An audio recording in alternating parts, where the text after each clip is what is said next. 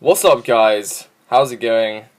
This is Charlie McGing, and we're going to be doing another gym video today.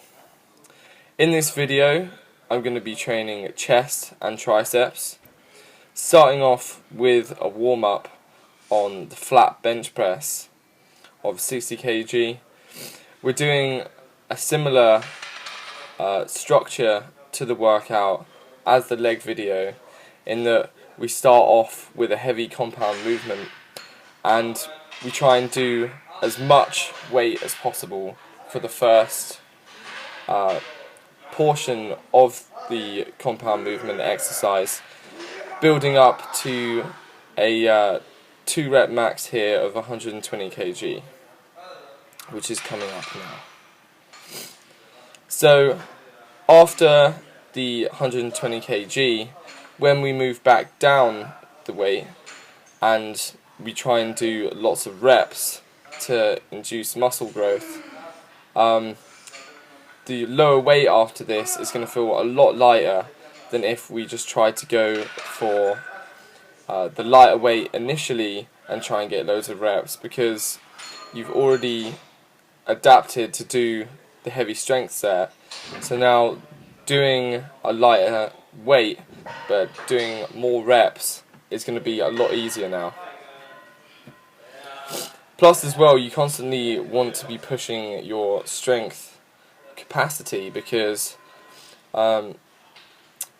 strong people generally have big muscles, and the strength aspect of it does help with growth as well.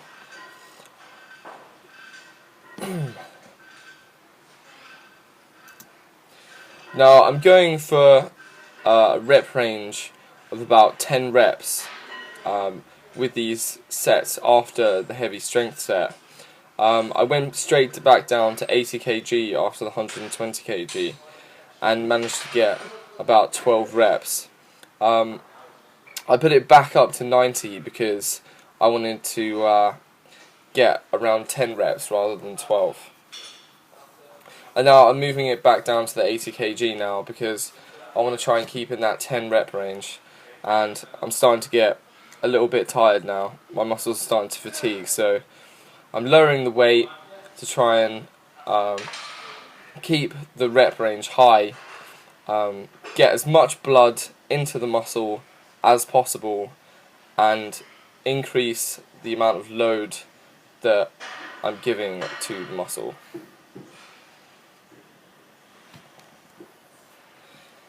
As you can see with my form, I'm keeping a 45-degree angle from my elbows to my shoulder in comparison with my body.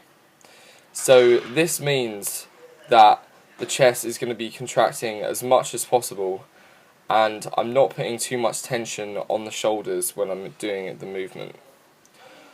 Also, you can probably see that when I lie down onto the bench here, I tuck my shoulders back and down. I tuck in the scapula so that this protects my shoulders as well. And also it gives you a good base to be pushing off, and it helps to keep the contraction on the chest and keeping the load off the shoulders. So now I'm moving on to the incline dumbbell press. I prefer incline to do dumbbells instead of bench, instead of the barbell, because as you can see at the top of the movement, I can push the two dumbbells together and squeeze at the top. This is a massive advantage for the incline, because it's really one of them muscles that you have to focus on squeezing. If you're doing a flat bench press, it's easier to contract the chest than it is an incline press, because in the incline press it's very easy to be able to be contracting the shoulders and not the upper chest. I'm doing a similar thing in terms of starting off the exercise with heavy strength sets and then moving down the weight and doing high rep bodybuilding sets.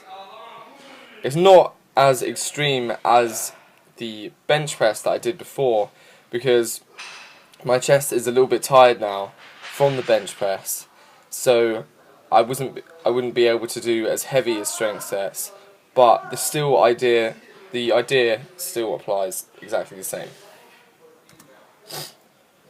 You might also notice that I'm doing drop sets on some of the sets. So I'm starting out with a relatively high weight, and after doing that set of maybe 8 reps, I'll reduce the weight and keep going another 5-7 reps or so. This is a bodybuilding method, and basically what I'm trying to do is pump as much blood into the muscle as possible and get as many reps out as I can. You actually get a great pump from the drop sets, and they're actually a lot of fun because it means you can start off with a really high weight and then smash out as many reps as possible. I'm doing the same type of technique as I did before on the bench press, where I put my elbows 45 degrees angle to my body. This is exactly for the same thing, because I feel most contraction in my chest like this, and as you can see, it's a lot less pressure on the shoulders as before. This is even more important for the incline press, because it's an incline, you are naturally going to put more pressure on your shoulders, so it's important to get the technique right. After the incline dumbbell press, I start to do some decline chest flies on the cables. I prefer to do it on the cables for the chest flies instead of doing dumbbells, because it means that I can keep constant tension on the chest throughout the whole movement. Plus as well, it gives me a better angle to hit my chest at, and it means I can easily change the weights up and do drop sets if I want to. I normally keep the rep ranges quite high on the cable flies, because it's not really a strength movement, it's more of a bodybuilding movement, and at this point I just want to try and get the muscle as pumped as possible and get it to grow as much as possible. I'm starting off with decline because I started off with the decline bench press, so my lower chest is a little bit less tired than my upper chest, and so after doing the decline flies, I'm going to be doing the incline flies afterwards. This gives my chest a bit of a rest, my upper chest a bit of a rest before I start hitting it again.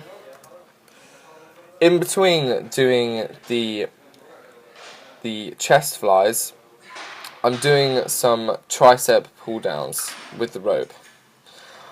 With this one, I like to do a heavy kind of strength set with one arm at a time, going for about 8 reps. I do that each arm, and then I do both arms at the same time straight afterwards.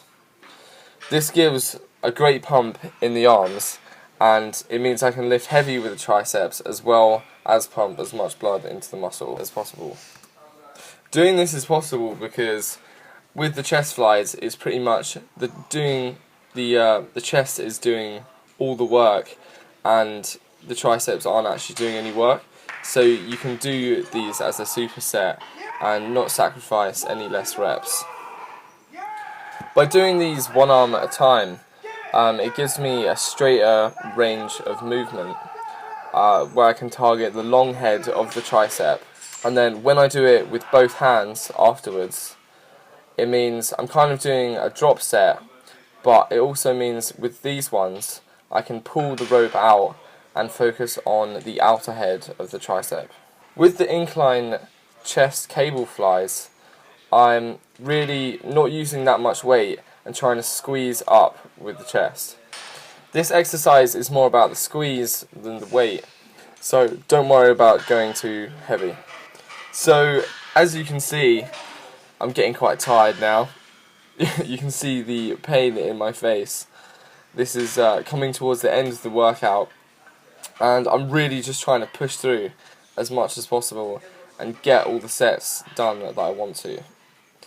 As you can see, it's hurting quite a lot now, and this is kind of what happens towards the end of the workout.